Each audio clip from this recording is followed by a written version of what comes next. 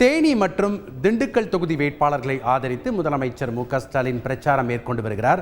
அதனை பார்க்கலாம். பெரியசாமி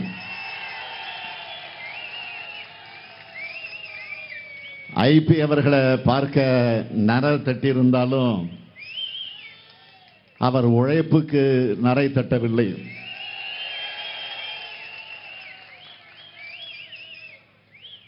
ஐபி அவர்களது உழைப்பே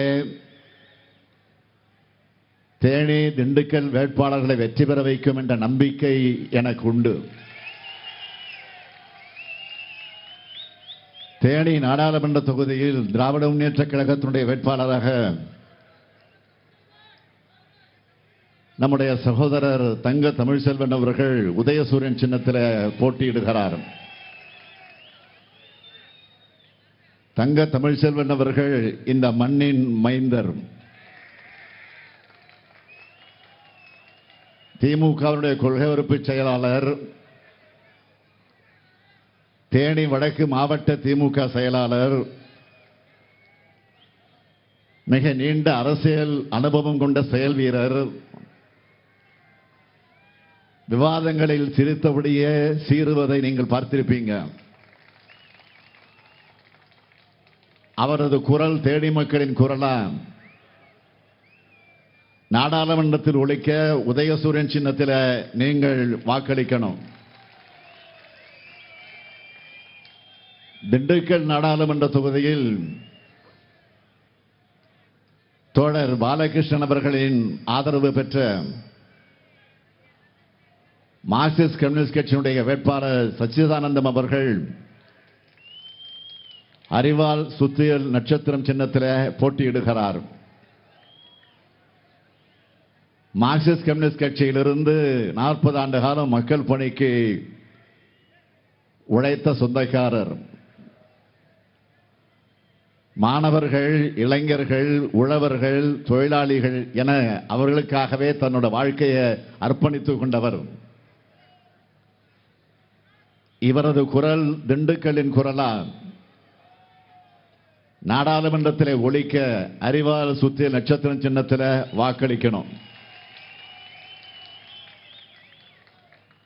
இந்தியா கூட்டணி சார்பில் நாடாளுமன்றத்திற்கு போட்டியிடும் இந்த 2 வேட்பாளர்களையும் பெருவாரியான வாக்கு வித்தியாசத்தில் வெற்றி பெற வைக்க வேண்டும். தயாராகிட்டீங்களா? தயாராகிட்டீங்களா? நீங்க வாக்களிக்கிறது மட்டுமல்ல, இந்த ஸ்டாலினின் தூதுவர்களாக உங்கள் பகுதியில் இருக்கக்கூடிய மக்கள்கிட்டையும் இந்தியா கூட்டணிக்கு வாக்கு கேட்கணும். கேட்பீங்களா? உறுதியா கேட்பீங்களா? அப்புறம் என்ன, வெற்றி உறுதி. அதனால வேட்பாளர்கள் இப்ப உட்காரலாம்.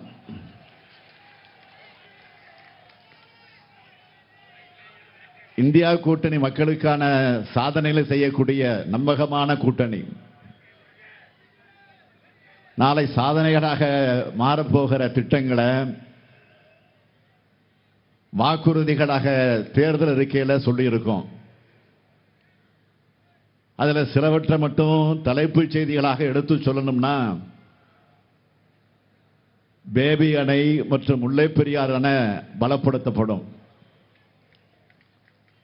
வாழை மற்றும் திராட்சைக்கு மதிப்பு கூட்ட தொழிற்சாலைகள் அமைக்கப்படும்.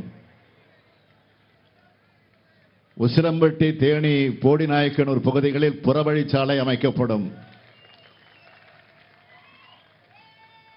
போடி, கொட்டக்கூடு ஆற்றின் குறுக்கே நீர்த்தேக்க கட்ட ஆய்வு மேற்கொள்ளப்படும்.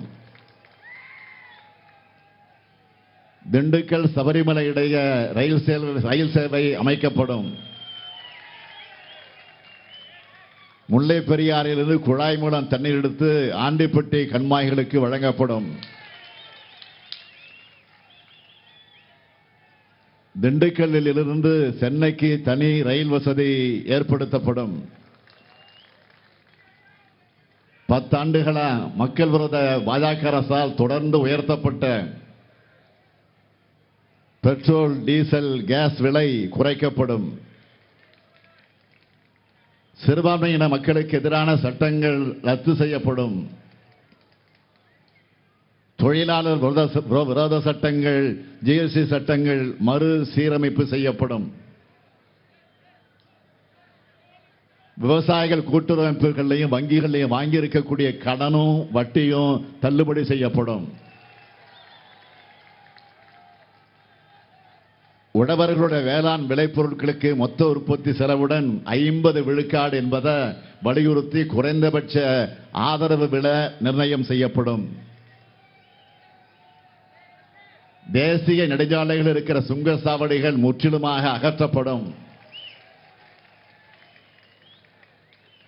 மகாத்மா காந்தி தேசிய ஊரக வேலை வாய்ப்பு உறுதி திட்டத்தோட வேலை நாட்கள்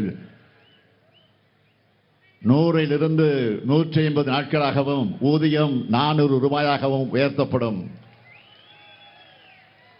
மாணவர்களுடைய கல்வி கடன் முற்றிலுமாக தள்ளுபடி செய்யப்படும். வங்கிகள்ல மினிமம் பேலன்ஸ் இல்லாதப்போ விதிக்கப்படக்கூடிய அபராதம் நீக்கப்படும். மூத்த குடிமக்கள், மாற்றுத்திறனாளிகள், 3ஆம் பாலினத்தோர் மற்றும் மாணவர்களுக்கு ரயில்வே துறையில் வழங்கப்பட்டு வந்த கட்டண சலுகை மீண்டும் நடைமுறைப்படுத்தப்படும். இப்படி தமிழ்நாட்டோட குரலா திமுக தேர்தல் அறிக்கையை வெளியிட்டிருக்கோம். தெற்கின் குரல் காங்கிரஸ் தேர்தல் அறிக்கையிலும் எதிரொலிக்குது. அருமை சகோதரர் ராகுல் காந்தி வெளியிட்டிருக்கக்கூடிய காங்கிரஸ் கட்சியோட தேர்தல் அறிக்கை வாக்குறுதிகளில் முக்கியமான சிலவற்றை மட்டும் சொல்ல வேண்டும் என்றால்,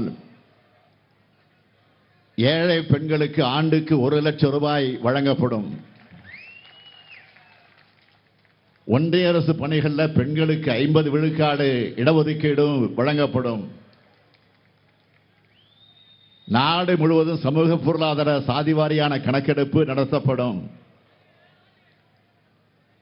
ஒன்றியத்தில் இடஒதுக்கீடு உச்சவரம்பு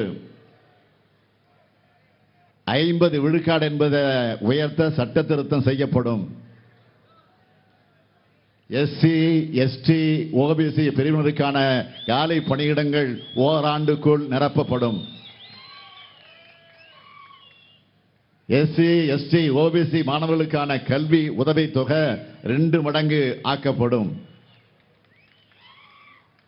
விவசாய இடுபொருட்களுக்கு ஜிஎஸ்டி வரி இருக்காது. விவசாயத்துக்கு குறைந்தபட்ச ஆதார விலைக்கு சட்ட அங்கீகாரம் தரப்படும் உள்ளிட்ட மாநில அரசுகளுடைய உரிமைகளை நிலைநாட்டுகிற பல அறிவிப்புகளை வெளியிட்டிருக்கிறார்கள். மாநிலங்களுக்கும் நாட்டுக்கும் நம்பிக்கை அளிக்கிற தேர்தல் அறிக்கையா காங்கிரஸ் தேர்தல் அறிக்கை இருக்கு. நாம் சொல்லியுள்ள அனைத்தையும் செய்யும் காலம் கனிந்து வருகிறது. நீங்கள் அளிக்கும் வாக்கு என்பது உங்கள் தொகுதிக்கான எம்பியை தேர்வு செய்வதற்காக மட்டுமல்ல, நீங்க அளிக்கிற வாக்கு மூலமாகத்தான் இந்தியாவின் அடுத்த பிரதமரா ஒரு ஜனநாயகவாதி வர முடியும். நீங்க அளிக்கிற வாக்கு மூலமாகத்தான் மக்களை பற்றி இறக்கப்படும் ஒரு மனிதர் பிரதமராகக்கூடிய சூழ்நிலை உருவாகும். நீங்கள் அளிக்கக்கூடிய வாக்கு மூலமாக தமிழ்நாட்டை மதிக்கிற ஒருவர் பிரதமராவதற்கு வாய்ப்பு கிடைக்கும். எப்படிப்பட்ட பிரதமர் வர வேண்டும் என நாம் நினைக்கிறோமோ அதேபோல இப்போதைய பிரதமர் மோடி எக்காரணத்தை கொண்டு மீண்டும் ஆட்சிக்கு வரக்கூடாது என்பதையும் நாம் மனதிலே வைத்து வாக்களிக்கணும். பாஜக ஆட்சிக்கு வந்தால் அமைதியான இந்தியாவை அமளியான இந்தியாவாக மாத்திடுவாங்க. ஒரு தாய் மக்களா வாழுற நம்ம மக்கள் மனசுல வேறுபாட்டு விதைகளை தூவி இந்தியாவை நாசம் செஞ்சிடுவாங்க. இன்னொரு முறை மோடி ஆட்சிக்கு வந்தா இந்தியாவில் ஜனநாயகம் இருக்காது, நாடாளுமன்றத்தில் விவாதம் இருக்காது, தேர்தல் என்பது ஜனநாயக பூர்வமாக இருக்காது, மாநில அரசுகளுக்கு எந்த அதிகாரமும் இருக்காது. சட்டமன்றங்கள் இருக்குமா என்பதே சந்தேகம். ஒரே மொழி, ஒரே மதம், ஒரே பண்பாடு, ஒரே உடை, ஒரே உணவுன்னு ஒற்றை சர்வாதிகார நாடா மாத்திடுவாங்க. இவை அனைத்துக்கு மேலாக சமூக நீதியை குழி தோண்டி புதைச்சிடுவாங்க. இத்தனை நாளா வெளிநாடுகளுக்கு டூர் போன பிரதமர் மோடி தேர்தல் வந்துட்டதால இப்ப உள்நாட்டுக்குள்ள டூர் அடிக்கிறாரு. அவர் ஏதோ ஷோ காட்ட வர்றாருன்னு நான் சொல்லல, அவரே ரோடு ஷோ காட்டுறேன்னு சொல்லி இருக்கிறாரு. நேற்று சென்னையில எந்த இடத்துல ஷோ காட்டினாரு? தியாகராய நகர், டி நகர்னு சொல்றோம்ல சுருக்கமா, தியாகராய நகர். பிரதமர் அவர்களே, ஏன் அந்த பேரு அங்க வைக்கப்பட்டது தெரியுமா? தியாகராய நகர்னு. நீதி கட்சி தலைவர் தியாகராயர் சவுந்தரபாண்டியனார் பேர்ல இருக்க பாண்டி பஜார் பனகலரசர் பேர்ல இருக்கிற பூங்கான்னு திராவிட கோட்டமாக இருக்கிற இடத்துல உங்க ஷோ காட்டினா எடுபடுமா? உங்க ஷோ பிளாப் ஷோ ஆன உடனே சமூக வலைத்தளங்கள்ல சென்னை வந்ததை பத்தி எழுதினப்போ சொல்றாரு, சென்னை மெட்ரோ திட்டத்தை விரிவாக்கம் செய்ய போறாராம் மோடி அவர்களே. மாண்புமிகு பிரதமர் மோடி அவர்களே, அந்த திட்டத்துக்கு தடையா இருக்கிறது நீங்க தானே. சென்னை 2ஆம் கட்ட மெட்ரோ ரயில் திட்டத்துக்கு ஒன்றிய அரசு அனுமதி அளிக்காத காரணத்தால் தான் நிதி இன்னும் கிடைக்கல. அதனால திட்டப்பணிகள் தாமதமாகுது. கடந்த 2020 ஒன்றிய உள்துறை அமைச்சர் இந்த திட்டத்துக்காக அடிக்கல் நாட்டினார். ஆனா அனுமதி கொடுக்கல. நான் முதலமைச்சரான பிறகு நடந்த முதல் சந்திப்பில் இருந்து கோரிக்கை வைக்கிறேன். பிரதமரை நேரில் சந்திச்சும் பலன் இல்லை. மதுரை எய்ம்ஸ் மாதிரி சென்னை மெட்ரோவும் அடிக்கலோடு நிற்க கூடாதுன்னு இப்ப மாநில அரசோட நிதியிலிருந்து மெட்ரோ பணிகள் நடந்துகிட்டு இருக்கு. இதனால கடுமையான நிதி நெருக்கடி ஏற்பட்டு பணிகள் ஸ்லோவா நடக்கிற நிலைமை. இந்த பணிகளால ஆண்டுக்கு நமக்கு ஆகிற செலவு எவ்வளவு தெரியுமா? 12,000 கோடி ரூபாய். இத்தனை குளறுபடிக்கும் காரணம் பிரதமர் மோடி. ஆனா இத்தனையும் மறைச்சு பச்சை பொய் பேசுறாரு. சென்னையில ஷோ காட்டினா மோடி அவர்கள் காலையில வேலூர் போயிருக்காரு. அங்க அவர் இந்தியில பேசுறப்போ கூட்டம் கை தட்டுது. பலருக்கு என்ன சந்தேகம்னா, வெளி மாநிலங்களிலிருந்து கூட்டத்துக்கு ஆட்கள் அழைச்சிக்கிட்டு வராங்களா என்ற சந்தேகம் வந்துருச்சு. இதுல தமிழ்நாட்டை வளர்க்க போறேன்னு இந்தியில பேசி சபதம் எடுக்கிறாரு. தமிழ்நாட்டை வளர்க்க போறேன்னு சொல்லி இந்தியில பேசி சபதம் எடுக்கிறாரு. பிரதமர் மோடி அவர்களே, திராவிட மாடலில் தமிழ்நாடு வளர்ந்திருக்கிறது, வளர்ந்து கொண்டிருக்கிறது, வளர்ந்து கொண்டே இருக்கும். இதை எந்த மோடி மஸ்தான் வித்தைகளாலும் தடுக்க முடியாது. அப்புறம் வழக்கம் போல குடும்ப அரசியல், ஊழல் கட்சின்னு தேஞ்சு போன ரெக்கார்டைய பேசியிருக்காரு. இதுக்கு நான் எத்தனையோ முறை விளக்க சொல்லிட்டேன். உண்மையா ஊழலுக்கு ஒரு யூனிவர்சிட்டி கட்டி அதுக்கு ஒருத்தரை வேண்டா நியமிக்கணும்னா அதுக்கு பொருத்தமான நபர் இந்தியாவிலே மோடியை விட்டால் வேற யாரும் கிடையாது. ஏன்னா ஊழல்ல சட்டபூர்வமாக்கின சாதனையாளர் மோடி தான். எப்படின்னு கேட்கிறீங்களா? தேர்தல் பத்திரங்கள் மூலமா ஊழல் பணத்தை நேரடியா கட்சி அக்கவுண்ட்டுக்கு வரவும் பிஎம் கேர்ஸ் நிதியை உருவாக்கிட்டு உத்தமர் தான் மோடி. வாஷிங் மெஷின் வச்சு ஊழல் அரசியல்வாதிகளை பாஜகவில் சேர்க்கிறது மோடி. ஊழலை பத்தி பேசலாமா? அடுத்து தமிழ் பண்பாட்டுக்கு திமுக எதிரியா இருக்குன்னு பேசியிருக்கிறார். மாண்புமிகு பிரதமர் மோடி அவர்களே, உங்க வாட்ஸ்அப் யூனிவர்சிட்டியில படிக்க கூடாது, புத்தகங்களை வாங்கி படிக்கணும். பிறப்புக்கும் எல்லா உயிருக்கும் இதுதான் தமிழர் பண்பாடு. யாதும் ஊரை யாவரும் கேளு, இதுதான் தமிழர் பண்பாடு. பிரிவினைவாதை அரசியல் செய்கிறது யார்? சாதியாலும் மதத்தாலும் மக்களை பிளவுபடுத்துற நீங்க திமுகவை குற்றம் சாட்டலாமா? இப்போ கூட சமூக நீதியை பேசுற காங்கிரஸ் தேர்தல் அறிக்கையை முஸ்லீம் லீக்கினுடைய தேர்தல் அறிக்கைன்னு கேலி செஞ்சிருக்கிறாரு, விமர்சனம் பண்ணியிருக்கிறாரு. இது பிரிவினைவாத அரசியல் செய்கிறது யாரு? 10 ஆண்டு காலம் இந்தியாவோட பிரதமராக இருந்துட்டு சாதனையா எதையும் சொல்ல முடியாம இப்படி மக்களை பிளவுபடுத்தி பேசுறோம்னு வெட்கப்படணும். நீங்க 10 ஆண்டு காலம் ஆட்சியில ஏற்பட்டிருக்கக்கூடிய வேதனைகள் நம்மால் மணிக்கணக்கில் பேச முடியும். தமிழ்நாடு வேண்டாம்னு புறக்கணிச்ச மோடிக்கு ஒரே முழக்கத்தில் நாம் சொல்ல வேண்டியது வேண்டாம் மோடி. சொல்லுங்க, வேண்டாம் மோடி. வேண்டாம், வேண்டாம், வேண்டாம். இன்னும் சத்தமா வேண்டாம். தெற்கிலிருந்து வரக்கூடிய இந்த குரல் இந்தியா முழுக்க கேட்கட்டும்.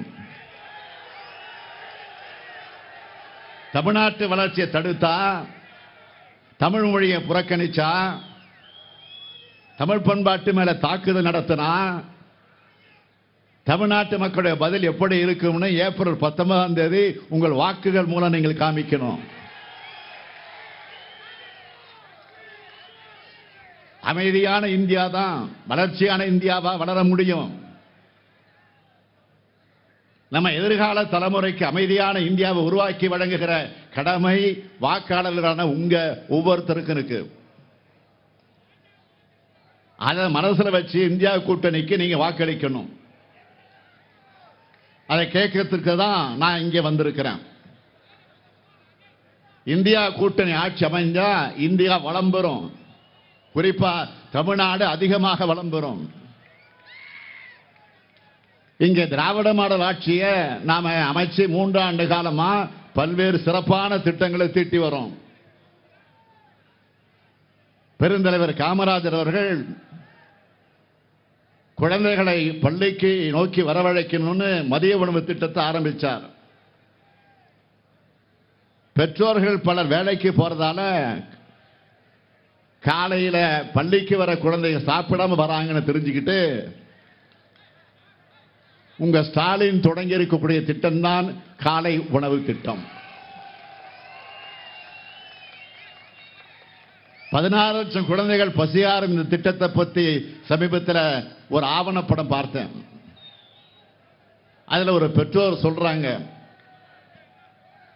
சாம்பார்ல நிறைய காய்கறிகள் போட்டு செய்யறாங்க, இதனால குழந்தைகளுக்கு ஊட்டச்சத்து போதுமான அளவு கிடைக்குதுன்னு சந்தோஷப்பட்டு பேசுறாங்க. இன்னொரு தந்தை சொல்றாரு, இப்பெல்லாம் நாங்க வீட்டில் செஞ்சா கூட பசங்க சாப்பிடுறது இல்ல, ஸ்கூல்ல ரொம்ப நல்லா இருக்கு அங்க போய் சாப்பிடுறேன்னு சொல்றாங்க. நண்பர்களோடு போட்டி போட்டுக்கிட்டு நல்லா சாப்பிடுறாங்க. 7:30 மணிக்கெல்லாம் சுட சுட சாப்பாடு வந்துருது அப்படின்னு பேசியிருந்தார். இப்படி ஏழை எளிய நடுத்தர குடும்ப பெற்றோர்களின் கவலையை போக்கி நம்ம குழந்தைகளுடைய ஆரோக்கியத்தையும் அவங்க வகுப்புல சோர்வில்லாம தெம்பா பாடங்களை கவனிக்கவும் இந்த திட்டம் வழிவகுத்திருக்கு. அது மட்டுமில்ல, இதனால எடை குறைவா இருந்த மாணவர்களுடைய எடை அதிகரிச்சிருக்கு. ஏன் மாணவர்களுடைய வருகை, பள்ளிக்கு வரக்கூடிய வருகை அதிகரிச்சிருக்குன்னு ஆய்வு முடிவுகள் வந்திருக்கு. இந்த புரட்சிகர திட்டத்தை இந்தியாவில் இருக்கக்கூடிய மற்ற மாநிலங்கள் மட்டுமல்ல, வெளிநாடு அமெரிக்காவுக்கு பக்கத்தில் இருக்கிற மிகப்பெரிய வளர்ந்த நாடு, வளர்ச்சி பெற்ற நாடு கனடா நாட்டிலையும் அறிமுகப்படுத்த போறதாக அந்த நாட்டு பிரதமர் அறிவிச்சிருக்கிறார். அதே போல கலைஞர் மகளிர் உரிமை திட்டம் பற்றி தனியார் தொலைக்காட்சி ஒன்று பெண்கள் கிட்ட கருத்து கேட்கிறாங்க. அதுல ஒரு தாய்மார் சொல்றாங்க, ஸ்டாலின் அண்ணன் தர இந்த உரிமை தொகை வச்சு எங்க வீட்டுக்கு மளிகை பொருள் வாங்குறேன். உண்மையான தேவை இருக்கிற எல்லாருக்கும் இந்த தொகை போய் சேருது என்பதற்கு நானே சாட்சின்னு சொன்னாங்க. இப்படி தமிழ்நாடு முழுவதும் 1,15,00,000 பேர் மகளிர் பயன்பெறாங்க. எங்க தாய் வீட்டு சீர் மாதிரி மாசம் 1000 ரூபாய் எங்க அண்ணன் ஸ்டாலின் தராருன்னு பாசத்தோடு உரிமையோட இந்த திட்டத்தை கொண்டாடுறாங்க. உரிமை தொகையால கிராமங்கள்ல பணப்புழக்கம் அதிகரிச்சு உள்ளூர் சிறு வணிகர்களின் வியாபாரமும் பெருகி இருக்கு. இது சமூக புரட்சி திட்டம் மட்டுமில்ல, பொருளாதார புரட்சி திட்டமும் இன்னைக்கு மாறி இருக்கு. அடுத்து தினமும் லட்சக்கணக்கான மகளிர் மகிழ்ச்சியா நாங்க ஸ்டாலின் ஐயா பஸ்ல இலவசமா பயணம் பண்றோம்னு சொல்லக்கூடிய விடியல் பயணம் திட்டம். வெளியூர்ல வேலைக்கு செல்லக்கூடிய மகளிர் பாதுகாப்பா தங்குறதுக்கு தோழி விடுதி. கல்லூரியில் படிக்கும் பெண் பிள்ளைகளுக்கு மாதம் 1000 ரூபாய் வழங்கக்கூடிய புதுமை பெண் திட்டம். விரைவில் மாணவர்களுக்கு மாதம் 1000 ரூபாய் வழங்க போகக்கூடிய தமிழ் புதல்வன் திட்டம். இளைஞர்களுக்கு திறன் பயிற்சி வழங்கி வேலை வாய்ப்பு பெற்றுத் தரக்கூடிய நான் முதல்வன் திட்டம். 1 கோடிக்கும் அதிகமான பேர் பயனடைந்திருக்கக்கூடிய மக்களை தேடி மருத்துவம் திட்டம். சாலை விபத்துக்களில் 2 லட்சத்திற்கு அதிகமானவருடைய உயிரை காப்பாற்றி இருக்கக்கூடிய இன்னுயிர் காப்போம் நம்மை காக்கும் 48 திட்டம். இப்படி ஏராளமான திட்டங்களை செயல்படுத்திக்கிட்டு இருக்கிறோம்.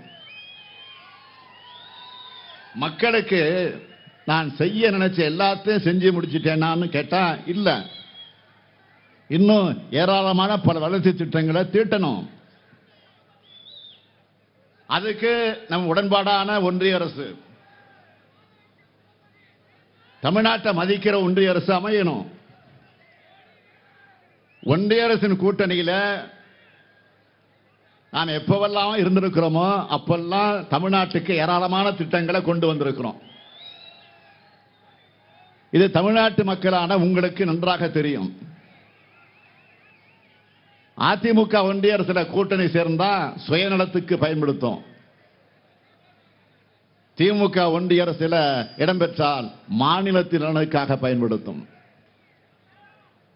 கடந்த முறை தமிழ்நாட்டில் ஒரே ஒரு தொகுதி தவிர எல்லாத்திலையும் நாம் வென்றோம்.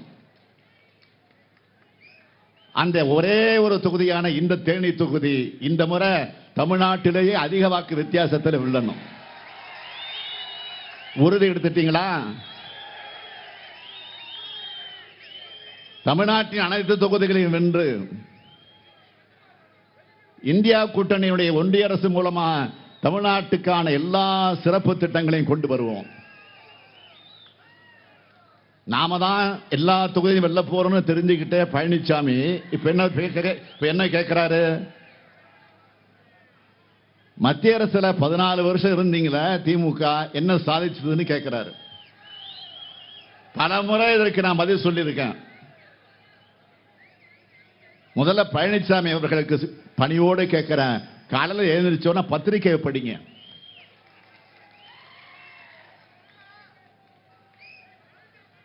பழனிசாமியால எந்த சாதனையாவது சொல்ல முடியும்? இப்போ ஒன்றியத்தில் ஆட்சி இருக்கும் போதெல்லாம் அதிமுக 2 காரியங்களை தான் செய்யும். ஒன்னு, திமுக ஆட்சி நடந்துட்டு இருந்தா அதை கலைக்க சொல்லுவாங்க, இல்லைன்னா தங்கள் மீதான ஊழல் வழக்குகளை வாபஸ் வாங்க சொல்லுவாங்க. இப்படிப்பட்டவங்க நம்மளை பார்த்து கேள்வி கேட்க என்ன தகுதி இருக்கு? தினமும் அமாவாசை எப்பன்னு கேலண்டரை பார்க்கிற அரசியல் அமாவாசையான பழனிசாமி என்ன உளறிட்டு இருக்காரு? ஸ்டாலின் உளறாரு. ஸ்டாலின் பிரதமர் கனவுல இருக்கிறாரு, அதுக்கு வழி இல்லைன்னு உளறிட்டு இருக்காரு. பழனிசாமி அவர்களே, திமுக பிரதமர்களை உருவாக்குகிற இயக்கம், திமுக குடியரசுத் தலைவர்களை உருவாக்குகிற இயக்கம், ஒன்றியத்தில் ஜனநாயகம் பாதிக்கப்பட்ட போதெல்லாம் ஆட்சி மாற்றங்கள் ஏற்படுத்தின இயக்கம் திராவிட முன்னேற்ற கழகம். இதுதான் வரலாறு. நீங்க என்ன கனவுல இருந்தீங்க? ஒரே நாடு ஒரே தேர்தல்னு பாஜக சொல்றது. நாடாளுமன்ற தேர்தலோடு சட்டமன்றத்துக்கு தேர்தல் வந்துடும் இளவு காத்த கிளி மாதிரி இருந்தார் பழனிசாமி. அவர் வதந்தி கிளப்பின மாதிரி எதுவும் நடக்கல. அதனாலதான் இப்ப வாய்க்கு வந்ததெல்லாம் பேச ஆரம்பிச்சிருக்கிறாரு. அம்மையார் ஜெயலலிதாவுடைய மறைவுக்கு பிறகு எல்லா தேர்தலிலும் தோல்வியை சந்திச்சுட்டு இருக்கிற பழனிசாமி அவர்களை அடுத்த சட்டமன்ற தேர்தலில் திமுக தான் மாபெரும் வெற்றி வரும், பார்த்துக்கிட்டே இருங்க. உங்ககிட்ட இருக்கிற தொகுதிகளையும் சேர்த்து பறிக்க போறோம். அடுத்து என்ன பேசுறாரு? அதிமுகவை அழிக்க நினைச்சவங்க அழிஞ்சு போவாங்கன்னு சவடால் விடுகிறாரு. அதிமுக அழிக்க வெளியிலிருந்து யாரும் வர தேவையில்லை. அதுதான் நீங்களும் பன்னீர்செல்வமும் தினகரனும் அதை போட்டி போட்டுக்கொண்டு செஞ்சுக்கிட்டு இருக்கீங்களே. அப்புறம் என்ன சந்தேகம்? அதுல சந்தேகம் வேண்டாம்.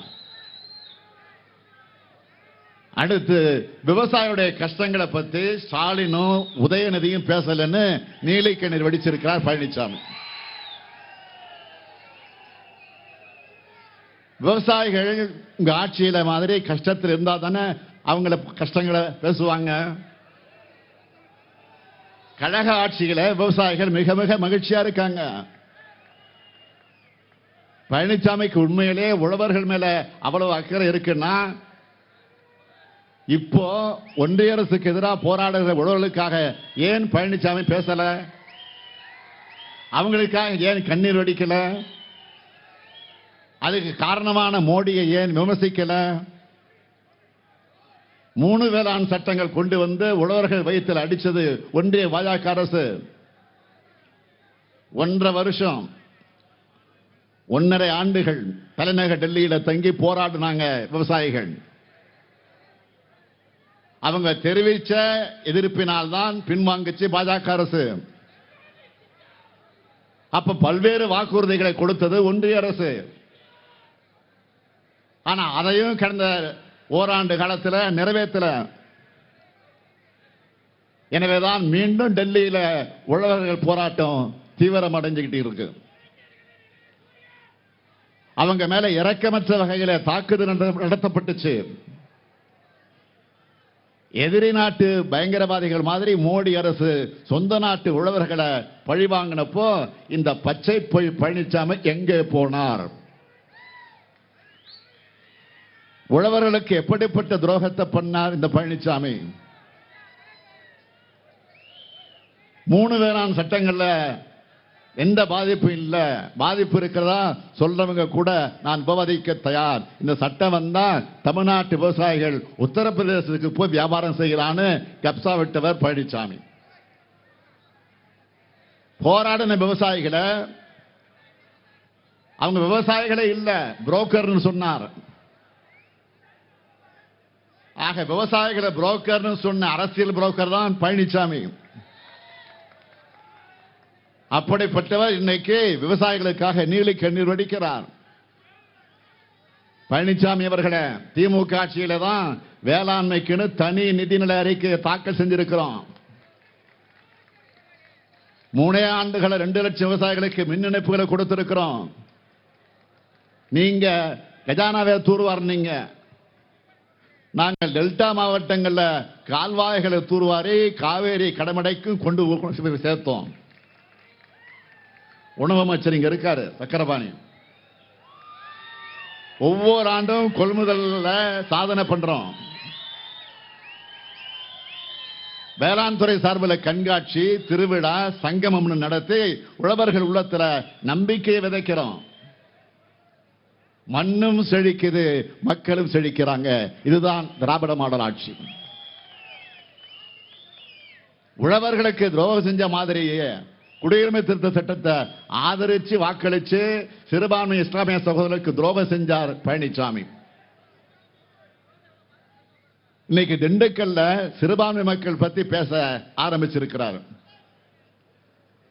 சிஏக்கு எதிராக போராடின பெண்கள், குழந்தைகள் மேல கூட தடியடி நடத்தி அதை பார்த்து ரசிச்சு, நான் உட்பட இந்தியா கூட்டணியினுடைய தலைவர்கள் மேல 8000 பேர் மேல எஃப்ஐஆர் போட்டாரு. குடியுரிமை சட்டம் வந்தப்போ பழனிசாமி என்ன செஞ்சார்? எந்த முஸ்லீம் பாதிக்கப்பட்டாருன்னு ஆணவமாக கேட்டார். அதிமுகவும் பாமகவும் அன்னைக்கு குடியுரிமை திருத்த சட்டத்தை ஆதரிச்சு வாக்களிக்காம இருந்திருந்தா அந்த சட்டமே நிறைவேறி இருக்காது. அதுதான் உண்மை. இந்த 2 துரோகத்தையும் மனதார செய்த கட்சிகள் தான் அதிமுகவும் பாமகவும். இந்த சட்டங்கள் ஆதரிச்சு ஓட்டு போட்ட பாமக இப்ப பாஜகவோட அமைத்திருப்பது சந்தர்ப்பவாத கூட்டணி. மருத்துவர் ஐயா ராமதாஸ் நிலைமையை பார்த்து அவங்க கட்சிக்காரங்களே தலைகுனிஞ்சு நிற்கிறாங்க. இதுக்கு மேல அவரை நான் விமர்சிக்க விரும்பல. அடுத்து தேனி தொகுதியில பாஜக ஆதரவு பெற்ற வேட்பாளர் ஒருத்தர் நிற்கிறார். யாரு? தினகரன். இதே பாஜகவை பத்தி அவர் என்ன சொல்லியிருந்தாரு? பாஜகவில் சேர்வது என்பது தற்கொலை பண்றதுக்கு சமம். யாராவது தெரிஞ்சே கிணத்துல விழுவாங்களான்னு கேட்டவர் இப்ப என்ன தெரிஞ்ச கிணத்துல விட வந்திருக்கிறாரா? அதைத்தான் இப்ப தேனிக்காரங்க கேட்க வேண்டிய கேள்வி.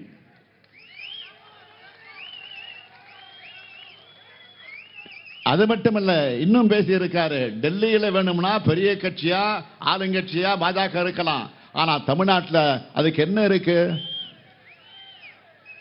நோட்டாவோட போட்டி போடக்கூடிய கட்சி தான் பாஜக சொன்னவர் தான் இந்த தினகரன்.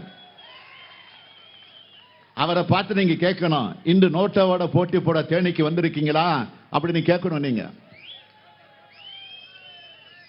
இல்ல உங்க வழக்கில இருந்து காப்பாத்திக்க வந்திருக்கிறீங்களா? நான் போன கூட்டங்கள்ல சொன்ன மாதிரி மோடி வாரண்டியோட ஒரு வாஷிங் மிஷின் வச்சிருக்காரு. மோடி ஒரு வாஷிங் மிஷின் வச்சிருக்காரு. அதுல ஊழல்வாதிகளை உள்ள அனுப்புனா அவங்க சுத்தமாக வெளியில வந்துருவாங்க. அது made in BJP washing machine. Made in Japan, made in America, மேட் இன் இங்கிலாந்துலாம் சொல்றோம்ல, அது மாதிரி made in BJP washing machine. அது அந்த கட்சியோட கூட்டணி வச்சுக்கிட்டா அந்த வாஷிங் மிஷின் வெளுத்துரும். அப்படி வெளுக்கப்பட்டு பாஜக கூட்டணி சார்பில் நிற்கிறவர் தான் தினகரன். 1995-96 ஆண்டுகள்ல வெளிநாட்டில இருந்து 62,61,000 அமெரிக்க டாலர்களை அங்கீகாரமற்ற முகவர் மூலமா பெற்று இங்கிலாந்தில் இருக்கிற நிறுவனங்களுக்கு சட்டவிரோதமாக கொடுத்து அந்நிய செலவாணி மோசடியில சிக்கினவர் தான் இந்த தினகரன். பெரா போன்ற சொற்களை தமிழ்நாட்டில் முதல்ல அறிமுகப்படுத்தினத அதற்குரிய பெருமைக்குரியவர் யாருன்னு கேட்டீங்கன்னா தினகரனுக்கு தான் உண்டு. இந்த வழக்க 30 ஆண்டுகளாக இழுத்துக் கொண்டிருக்கிறார். இந்த வழக்கில் அவருக்கு 28 கோடி ரூபாய் அமலாக்கத்துறை அபராதம் விதிச்சிருக்கு. இப்ப புரியுதா ஏன் இவர் பிஜேபி போனார்னு? அது மட்டுமல்ல, அம்மையார மறையும் வர போயஸ் கார்டனுக்குள் நுழைய முடியாம தடை செய்யப்பட்ட ஒரு பட்டியலில் இருந்தவர் தினகரன். காரணம் என்ன? அம்மையார் சொத்து குவிப்பு வழக்கோட தன்னோட வழக்கை சேர்த்தா தனக்கும் தண்டனை கிடைச்சிடும், அதனால 2 வழக்கும் தனித்தனியா நடத்தணும்னு அம்மையார் ஜெயலலிதாவின் வக்கீலையே மிரட்டினது இவர்தான். அதனால அங்கிருந்து விரட்டப்பட்டார். கடைசியா ஜெயலலிதா மறைவுக்கு பிறகு சசிகலாவால் கட்சிக்குள் சேர்க்கப்பட்ட தினகரன் தான் இப்போ வழக்குகளுக்கு பயந்து சந்தர்ப்பவாத கூட்டணி அமைச்சு மோடி வாஷிங் மிஷின் மூலமா தேனிக்குள்ள நுழைந்திருக்கிறார். இப்படிப்பட்ட சந்தர்ப்பவாதிகளை தோற்கடிக்கணும். தேனி மக்களை ஏமாந்துடாதீங்க. கடந்த முறை பன்னீர்செல்வம் மகன் ஏமாந்துட்டீங்க. இந்த முறை சசிகலா குடும்பத்தினர் ஏமாந்துடாதீங்க. ஓபிஎஸ் நிலைமை என்ன? 2 முறை தமிழ்நாட்டுடைய முதலமைச்சராக இருந்தவர். இப்ப சட்டமன்ற உறுப்பினராக இருக்கிறவர் அவமானப்படுத்த அவரை மிரட்டி ராமநாதபுரத்தில் போய் நிக்க வச்சு பாஜக வெடிக்க பார்க்குது. தினகரனை மிரட்டி தேனியில நிக்க வச்சிருக்காங்க. இப்படி பாஜகவோட தொங்கு தசைகளாக பழனிசாமி, பன்னீர்செல்வம், தினகரன் யாராக இருந்தாலும் பாஜகவுக்கு கொடுக்கும் அதே தண்டனையை கொடுங்க. பாஜகவுக்கு சொந்த செல்வாக்கு இல்லாததால பன்னீர்செல்வம், தினகரன் போன்ற பாடக மனிதர்களை வச்சு தேர்தலை சந்திக்குது. பிடிமா பழனிசாமியோட அதிமுகவை குத்தகை எடுத்து தனியா நிக்க வச்சிருக்கு. சொந்தமா முடிவெடுக்க முடியாம கீ கொடுத்த பொம்மை போல அதிமுகவை ஆட்டி வைக்குது பாஜக. இவங்களை மொத்தமாக தோற்கடிக்க வேண்டாமா? தமிழினத்துக்கும் தமிழுக்கும் தமிழ்நாட்டுக்கும் வஞ்சகம் செய்யும் பாஜக கூட்டத்துக்கும் துரோகம் இழைக்கக்கூடிய பழனிசாமி, பன்னீர்செல்வம், தினகரன், பாமக ஆகிய அடிமை கூட்டத்துக்கும் திண்டுக்கல் தேனி மக்கள் தக்க பாடம் புகட்ட வேண்டும். அதற்கு தேனி நாடாளுமன்ற தொகுதியில் திராவிட முன்னேற்ற கழகத்தின் வேட்பாளராக போட்டியிடுகிற தங்க தமிழ்ச்செல்வன் அவர்களுக்கு உதயசூரியன் சின்னத்திலையும், திண்டுக்கல் நாடாளுமன்ற தொகுதியில் மார்க்சிஸ்ட் கம்யூனிஸ்ட் கட்சியுடைய வேட்பாளராக போட்டியிடக்கூடிய சச்சிதானந்தம் அவர்களுக்கு அறிவால் சுத்தியல் நட்சத்திரம் சின்னத்திலையும் வாக்களிக்க வேண்டும் என்று கேட்டுக்கொள்கிறேன். நீங்க அளிக்கிற வாக்கு இந்தியாவை காக்கட்டும், தமிழ்நாட்டை காக்கட்டும், நம்முடைய எதிர்கால தலைமுறையை காக்கட்டும். பாசிசத்தை வீழ்த்த இந்தியாவை காக்க உங்கள் ஸ்டாலின் அழைக்கிறேன். 40 நமது, நாடும் நமது.